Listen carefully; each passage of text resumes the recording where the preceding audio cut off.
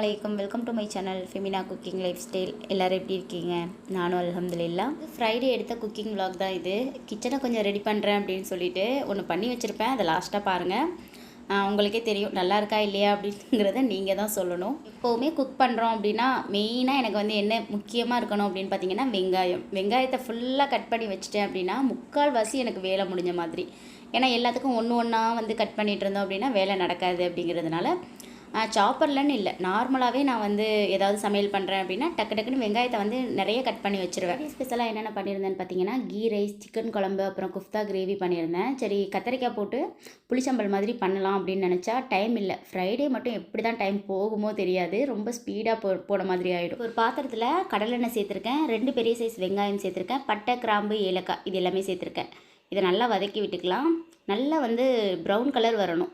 அதுக்கப்புறமா ஒரு 2 டீஸ்பூன் வர அளவுக்கு இஞ்சி பூண்டு பேஸ்ட்டுமே சேர்த்துக்கோங்க. சேர்த்துட்டு இதை நல்லா கலந்து விட்டுக்கலாம் பச்சை ஸ்மெல் போகிற வரைக்கும். இருக்கிற 4-5 மசாலா வச்சுக்கிட்டு என்னடா குழம்பு செய்கிறது, எதில் போட்டால் எது நல்லாயிருக்கும் அப்படிங்கிற மாதிரி யோசிச்சுட்டே இருக்கிற மாதிரி தான் இருக்குது. ஆனால் ஏதாவது கொஞ்சம் டேஸ்ட் மாறுபடும், அவ்வளோதான். நான் வந்து சிக்கன் குழம்பு ஒவ்வொரு டைம் ஒவ்வொரு மாதிரி செய்வேன், அதில் கொஞ்சம் கொஞ்சம் டேஸ்ட் மாறுபடும். தக்காளி வந்து சேர்த்துக்கோங்க. ஒரு பெரிய சைஸ் தக்காளி சேர்த்துருக்கேன். கூடவே 2 பச்சை மிளகாய், 2 கொத்து கருவேப்பிலை சேர்த்துட்டு தக்காளி நல்லா மசிஞ்சதுக்கப்புறம் கொஞ்சம் தயிர் சேர்த்துக்கலாம்.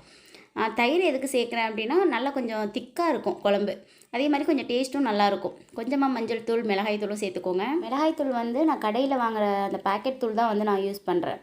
அதனால் எனக்கு வந்து ரொம்ப காரமாக இருக்கும், அதுக்காக நான் கொஞ்சம் கம்மியாக தான் சேர்த்துக்கிருவேன். நீங்கள் வீட்டிலலாம் அரைக்கிறீங்க அப்படின்னா அந்த மிளகாத்தூள் வந்து கொஞ்சம் காரம் கம்மியாக இருக்கும். நீங்கள் 1.5 டீஸ்பூன் அப்புறம் 2 கூட சேர்த்துக்கலாம், அதுக்கு காரம் கம்மியாக தான் இருக்கும். சேர்த்துட்டு தேவையான அளவு உப்பு, அப்புறம் உருளைக்கிழங்கையுமே சேர்த்துக்கிறேன். ஜீரகத்தூள் 2 டீஸ்பூன், மல்லித்தூள் 2 டீஸ்பூன் எடுத்துருக்கேன். எப்போவுமே உருளைக்கிழங்க ஃபஸ்ட்டு வேக வச்சுருவேன் இல்லையா, இந்த தாட்டி வந்து கொஞ்சம் சின்ன சின்ன பீஸாக போட்டேன். அதனால் சிக்கன் கூடயே சேர்ந்து வந்து வெந்து வந்துடும் அப்படிங்கிறதுக்காக அப்படியே போட்டாச்சு. இதை நல்லா இப்போ கொஞ்சம் நேரம் மூடி போட்டு விட்டுட்டு அதுக்கப்புறமா நல்லா மிக்ஸ் பண்ணி விட்டுக்கோங்க. இப்போ உங்களுக்கு தேவையான அளவு நீங்கள் தண்ணி சேர்த்துக்கலாம். ஒரு 3 கிளாஸ் அளவுக்கு தண்ணி சேர்த்துருக்கேன். குஃப்தா கறி ஃபுல் அண்ட் ஃபுல் வந்து பார்த்திங்கன்னா கிரேவியாக தான் செஞ்சுருந்தேன். அதனால் வந்து கிரேவி நம்மளுக்கு கட்டுப்படி ஆகாது. பிள்ளைங்களுக்கு குழம்பு இருந்தால் தான் கண்டிப்பாக. அதே மாதிரி நைட்டுக்கும் வந்து பிள்ளைங்களுக்கு டிஃபனுக்கு குழம்பு வேணும். சிக்கன் குழம்பு செஞ்சிட்டோம் அப்படின்னா ஈஸியாக இருக்கும் அப்படின்ட்டு இப்போ நல்லா கொதி வந்ததுக்கப்புறம் முந்திரி, கசகசா 2யுமே பேஸ்ட் பண்ணிவிட்டு சேர்த்துருக்கேன். இதுக்கு பதிலாக அந்த முந்திரி, பாதம் இதுக்கெல்லாம் பதிலாக நீங்கள் தேங்காய் கசகசாவை கூட நல்லா அரைச்சிட்டு சேர்த்துக்கலாம். இல்லை கசகசா வேண்டாம் அப்படின்னா வெறும் தேங்காவை மட்டும் நல்லா பைன் பேஸ்ட்டாக அரைச்சிட்டு சேர்த்துக்கிட்டீங்க அப்படின்னாலும் சூப்பராக இருக்கும். இந்த கசகசா பேஸ்ட்டு சேர்த்ததுக்கப்புறம் ஒரு 2 to 3 மினிட்ஸ் நல்லா கொதி வந்தால் போதும். நம்ம ஸ்டவ் ஆஃப் பண்ணிடலாம் சிக்கன் குழம்பை. அதுக்கப்புறம் பார்த்திங்கன்னா சைடில் அப்படியே குஃப்தா கிரேவியுமே ரெடி ஆகிட்டுருக்கு. முக்கால்வாசி வேலை முடிஞ்சிருச்சு. குஃப்தா கிரேவி ரெசிபி ஆல்ரெடி நான் ஷேர் பண்ணியிருக்கேன் வீடியோவில், கண்டிப்பாக செக் பண்ணி பாருங்கள். ஒரு மஸ்ட்டு ட்ரை, கண்டிப்பாக 1 டைமாவது நம்ம செஞ்சு சாப்பிட்றோம் அப்படின்னு நினச்சிட்டு கண்டிப்பாக ட்ரை பண்ணி பாருங்கள். டேஸ்ட் அவ்வளோ சூப்பராக இருந்துச்சு. கறிக்குழம்பு, குஃப்தா கிரேவி இது எல்லாமே செஞ்சு வச்சதுக்கப்புறம் தான் நெய் சோறு தாளித்து விட்டுறலாம் அப்படின்னு லாஸ்ட்டாக தான் பண்ணியிருந்தேன். தேங்காய் எண்ணெய், நெய் 2மே சம அளவு எடுத்தாச்சு. பட்டை, கிராம்பு, ஏலக்காய் இதெல்லாம் சேர்த்துட்டு 1/2 டீஸ்பூன் வந்து சாய் ஜீரா எடுத்திருக்கேன். கொஞ்சமாக முந்திரி பருப்பு, ஒரு 5-6 முந்திரி பருப்பை உடச்சிட்டு சேர்த்துருக்கேன். கொஞ்சோண்டு பச்சை திராட்சையுமே எடுத்திருக்கேன். சேர்த்துட்டு நல்லா இதை மிக்ஸ் பண்ணி விட்டுட்டு இப்போ வெங்காயத்தை சேர்த்து விட்டுற வேண்டியது தான். சாய் ஜீரா எல்லா சூப்பர் மார்க்கெட்லேயுமே கிடைக்கிது. சப்போஸ் உங்ககிட்ட இல்லை அப்படின்னா நார்மல் ஜீரகத்தில் ஒரு 1/2 டீஸ்பூன் ஓரளவுக்கு சேர்த்துக்கோங்க. ஆனால் அந்த சாஹி ஜீராவோட ஸ்மெல்லு வேறு லெவலில் இருக்கும், நல்ல டிஃப்ரெண்ட்டான ஒரு ஸ்மெல்லாக இருக்கும் நம்ம ரைஸ்லலாம் சேர்க்குறப்போ. அப்புறம் ஒரு 2 டீஸ்பூன் ஓரளவுக்கு இஞ்சி பூண்டு பேஸ்ட்டுமே சேர்த்துட்டு நல்லா பச்சை ஸ்மெல் போகிற வரைக்கும் நல்லா கலந்து விட்டுக்கலாம். ஒரு பழமான தக்காளி எடுத்திருக்கேன்.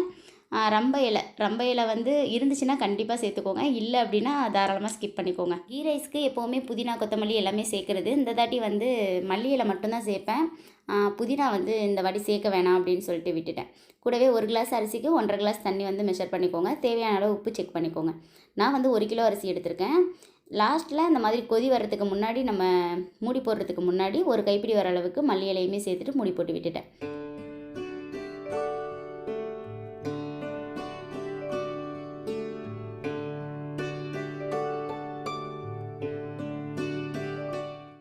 தேங்காய் சோறுக்கு தான் வந்து தேங்காய் பால் கொதிக்கிறதுக்கு முன்னாடி அரிசியை சேர்த்தோம் அப்படின்னா தேங்காய் சோறு ரொம்ப சூப்பராக இருக்கும்.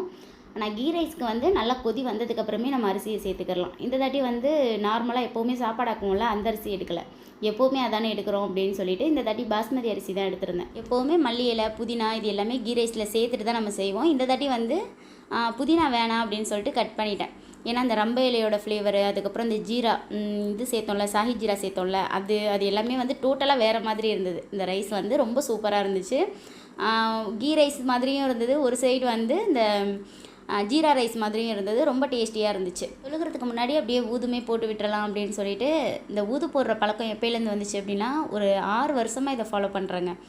ஊது போட்டோம் அப்படின்னா அது எனக்கு ரொம்ப பிடிச்சிருது. அது என்னமோ தெரில, அந்த வீடு ஃபுல்லாக ஊது வாசனையோடு இருக்குது அப்படின்னா எனக்கு ஒரு ரொம்ப சாட்டிஸ்ஃபைடாக இருக்கும். மெயினாக வெள்ளிக்கிழமை போட்டுருவேன். யாராவது கெஸ்ட்டு வராங்க அப்படின்னா கண்டிப்பாக ஊது போட்டுருவேன். அந்த மாதிரி இந்த ஒரு 6 வருஷமாக இதை கரெக்டாக ஃபாலோ பண்ணிகிட்ருக்கேன். அல்ஹம்துலில்லாஹ் ஜும்மா முடிச்சுட்டு நாங்களுமே சாப்பிட வந்து உட்காந்துட்டோம். ரைஸ்லாம் அப்படியே ஒன்றும் உடையாமல் அவ்வளோ நீட்டாக சூப்பராக இருந்துச்சு.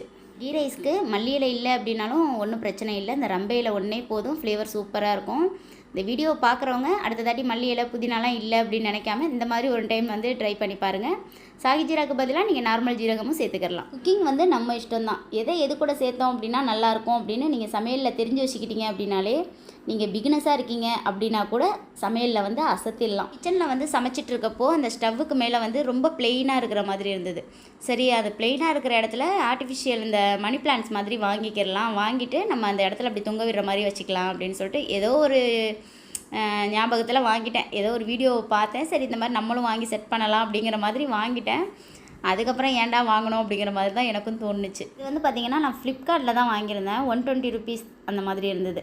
இதில் 3 இது கொடுத்துருந்தாங்க லீவ்ஸ் வச்சு. ஆனால் அவங்களே அதெல்லாம் செட் பண்ணியே கொடுத்துட்டாங்க, அது வெளியில் வராத அளவுக்கு. சரி, இதை 2ஆக கட் பண்ணி ஏதோ ஒன்று பண்ணுவோம் அப்படின்னு சொல்லிட்டு நானும் எடுத்துட்டு மேலேருந்து நான் இப்போ காட்டுவேன் பாருங்கள், ஒரு ஜன்னல் காட்டுவேன். அதுலேருந்து இப்படி தொங்க விட்டால் நல்லா இருக்குமோ அப்படின்னு சொல்லிட்டு வாங்குறதுக்கு முன்னாடி எனக்கு தோணுச்சு.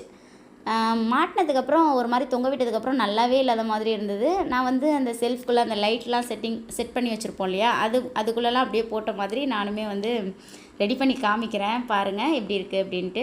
இல்லை உங்களுக்கு ஏதாவது ஐடியா இருக்குது அப்படின்னாலும் சொல்லுங்கள். நான் வேறு மாதிரி அது எல்லாத்தையுமே பிச்சு விட்டுட்டு மறுபடியும் நான் அது மாதிரி கூட செட் பண்ணுறேன். கிச்சன் கபோர்டு ஒன்று காமிச்சிருந்தேன் இல்லையா, அது மேலேருந்து டபுள் டேப் போட்டு விட்டு இப்படி தொங்க விடலாம் அப்படின்னு நினச்சா என் ஹஸ்பண்ட் சொல்லிட்டாங்க, சத்தியமாக நல்லா இல்லை, நீ பிடுங்குறியா இல்லை நானே பிடுங்கி விட்டுறவா அப்படின்னு கேட்டாங்க.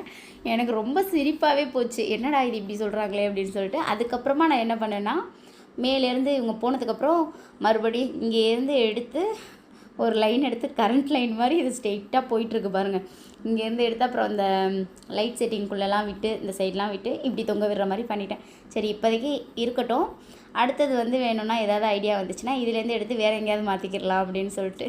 குரங்கு மரத்துக்கு மரம் தாவும்ல, அந்த மாதிரி தான் இப்போ போச்சு என் நிலமை. வீடியோவை பார்க்குற நீங்கள் உங்கள் மனசாட்சிக்கு உண்மையாக இது நல்லா இருக்கா நல்லா இல்லையா அப்படின்னு சொல்லிட்டு போகிறது தான் போகிறீங்க. கமெண்ட் ஒன்று போட்டு விட்டுட்டு போயிருங்க. அதுக்கப்புறமா இருக்கிற இடத்துல எல்லாத்தையுமே செட் பண்ணி விட்டுட்டு வேலையுமே முடிஞ்சிருச்சு. இந்த விலாகுமே இதோட முடியுது. வீடியோ உங்களுக்கு பிடிச்சிருக்குன்னு நினைக்கிறேன். பிடிச்சிருந்தா லைக் பண்ணுங்கள், ஷேர் பண்ணுங்கள், மறக்காமல் சப்ஸ்கிரைப் பண்ணுங்கள். இந்த மாதிரி இன்ட்ரெஸ்டிங்கான விலாக்ஸ்லாம் வேணும் அப்படின்னா என்னோட சேனல் ஃபெமினா குக்கிங் லைஃப் ஸ்டைலை ஃபாலோ பண்ணுங்கள். நான் போடுற வீடியோஸ்லாம் உங்களுக்கு உடனே வரணும்னு நினச்சிங்கன்னா சப்ஸ்கிரைப் பண்ணிவிட்டு பக்கத்தில் இருக்க பெல் ஐக்கானையும் கிளிக் பண்ணிக்கோங்க. தேங்க்யூ ஸோ மச் ஃபார் வாட்சிங்.